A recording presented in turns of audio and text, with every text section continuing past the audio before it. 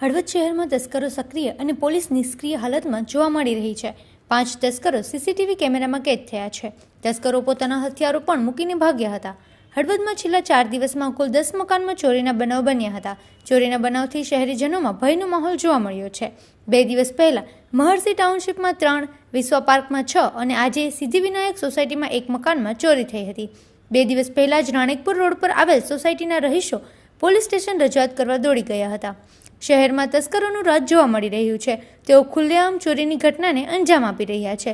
સિદ્ધિવિનાયક સોસાયટીના મકાનમાંથી રોકડ તેમજ ચાંદીની રુદ્રાક્ષની માળા નંગ 2ની ચોરી થઈ હતી। જયદેવગીરી ગોપાલગીરી ગોસાઈના મકાનમાં ચોરી થઈ હતી।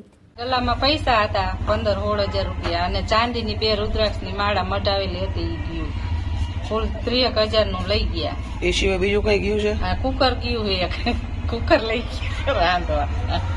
રાતે કેટલા વાગ્યાની આજુબાજુ બનાવ બન્યો કે જાણ એ આ બાજુ વાળા એમ કીધું 3 વાગે અવાજ આવતો હતો એમ અમે તો અહીંયા હતા જ નહીં કોઈ।